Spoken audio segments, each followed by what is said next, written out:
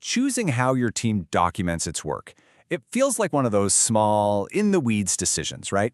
But it has these massive consequences for your speed, your budget, and honestly, your team's sanity. So today, we're going to put two popular approaches head-to-head, the super flexible GitHub SpecKit versus the really rigorous OpenSpec, to help you figure out which one is actually right for your team. But first, let me ask you something. Right now, on your team, where does all the important stuff actually live? I mean, the real context, the why behind the code you're shipping. Because, let's be honest, for a lot of teams, it's a complete mess.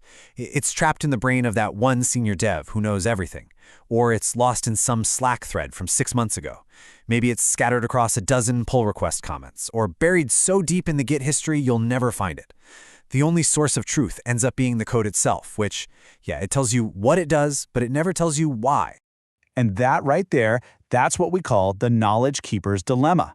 How do you take all that fragile, scattered tribal knowledge and turn it into a real, lasting asset that everyone can use today and in the future? So, the two frameworks we're digging into today, they represent two totally different philosophies for solving this problem. This isn't just about writing stuff down. It's about systematically capturing not just the what of a feature, but the absolutely crucial why behind every single decision. And this analogy, it just hits the nail on the head. Think of SpecKit like really good meeting notes. It's quick, it's flexible, and it captures the gist of what was decided.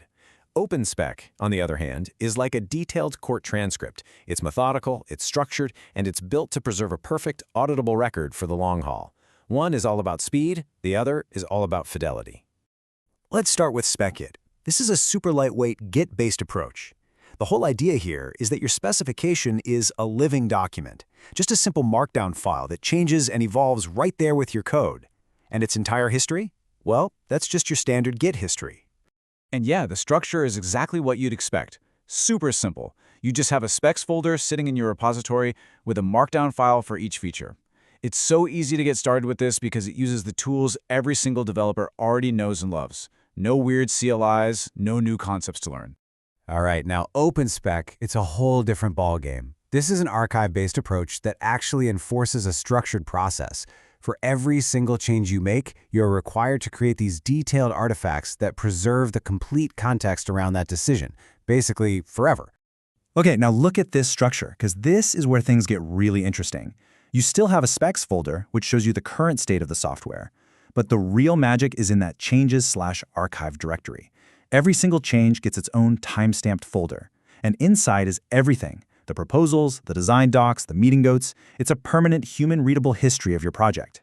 Okay, theory is great, but to really get this, let's walk through building a real feature. We're going to build API webhooks and see exactly how each process handles it, day by day. So, with SpecKit, you're on the flexible path. It's fast. A developer just writes a markdown file, opens a PR, and the team hashes it out in the comments. Decisions get made, the file gets updated, and boom, it's merged. But, and this is a big but, look at step 4. Those crucial implementation details often don't make it back into the spec. They basically live and die with the code. Now, the OpenSpec path, it's much more guided. A command line tool kicks off the whole process, and then it basically forces the developer to document everything. First, you have to write the why, including all the alternatives you thought about and rejected. Then the how, with architecture diagrams. Then the what, with specific scenarios. It even generates a task list for you before you can write a single line of code. So, what's the final score? Well, this table pretty much says it all. SpecKit is way faster up front. You can get the feature out the door in 7 days versus 12. But just look at that trade-off.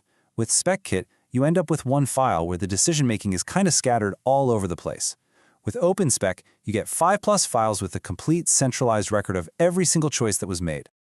And that trade-off, that's where we get to the real bottom line, the long-term cost.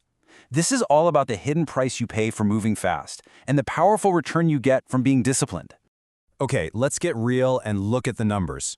We're talking 3-year total cost of ownership for a team of 10.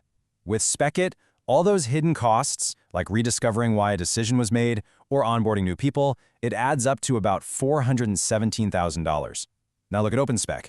Even though it's slower for each feature, the total cost is just $310,650. That upfront investment in documentation, it pays off, big time. Let that sink in for a second. We're talking over $100,000 in potential savings over just 3 years. That's not pocket change. That's the salary of a whole new developer on your team. Look, breakdowns like this, they can literally save a team over $100,000. If this is the kind of insight you find valuable, help us get to 1,000 subscribers by hitting that button.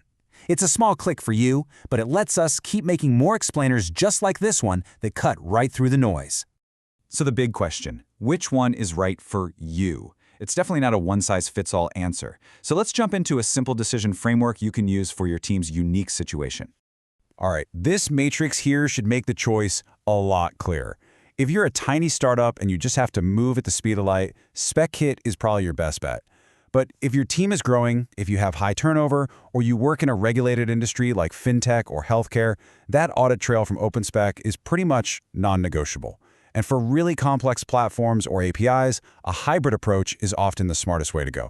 So, at the end of the day, this whole explainer really boils down to one simple question for you and your team.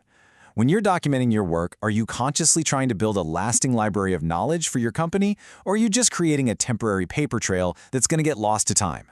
The answer to that? Well, that's going to define your team's future.